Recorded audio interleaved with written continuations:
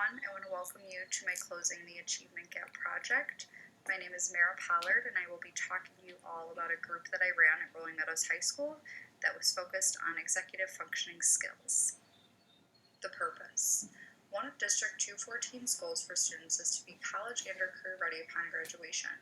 An indicator of this would be to receive a 2.0 GPA or higher, along with reaching baseline standardized testing scores.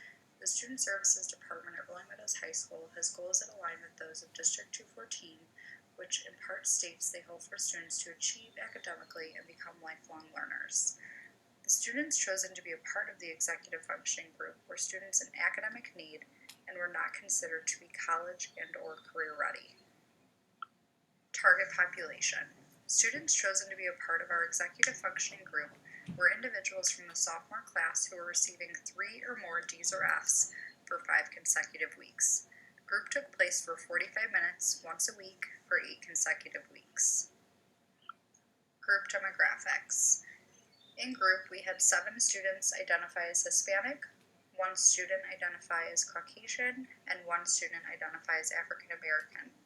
We had 4 females and 5 males. This slide, as well as the next, will reflect data on the students involved in group, their behavior, as well as their attendance before and after group. This slide outlines our weekly outline, which was explained in depth to each of our students upon beginning the group.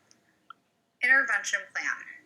This group was co-led by my supervisor at Rolling Meadows High School. Much of the information presented was derived from Rush Neurobehavioral Center High School Executive Functions curriculum. The group began by calling students into our office individually to discuss what the group would entail as well as why they were chosen to participate.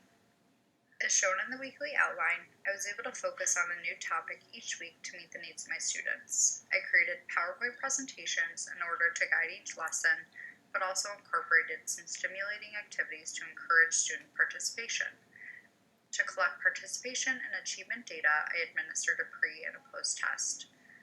Throughout this entire group, grades are gathered weekly to monitor their academic progress. Participation data.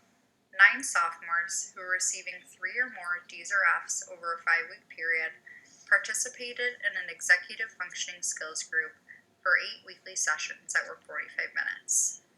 Mindsets and behavior data.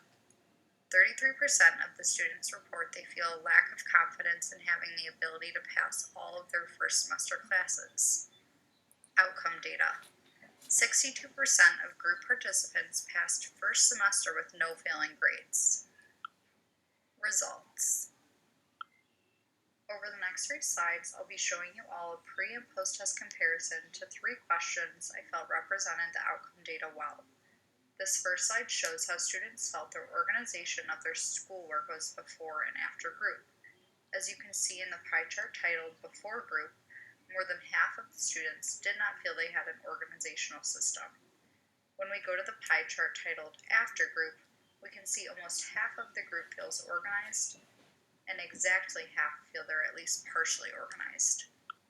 When looking at prompt 3, I hand my assignments in on time, we can see that under Before Group, about 33% of our students state that they never turn assignments in on time, and another 67% stating that they sometimes do. When we go to the right and look under after group data, we see that 50% state that they are always turning their assignments in, and another 25% stating that they sometimes do. Prompt 6 states, I create long-term goals in a variety of areas of my life, including academic, personal, and social aspirations. In our before group data, we see that 22% state that they never create long-term goals, 33% state that they sometimes do, and then another 44% state that they're always creating long-term goals. When we go to the after group data, we can see that 25% state that they sometimes create long-term goals, and then another 75% are always creating long-term goals for themselves. After conducting groups, 62% of group participants passed first semester with no failing grades, and 50% of our group participants ended first semester with no D's. A few recommendations that I would have for future implementation would be to focus on time management, create a digital folder, as well as an agenda for students. Thank you all so much for taking the time to listen to my presentation, and I really hope you enjoyed it.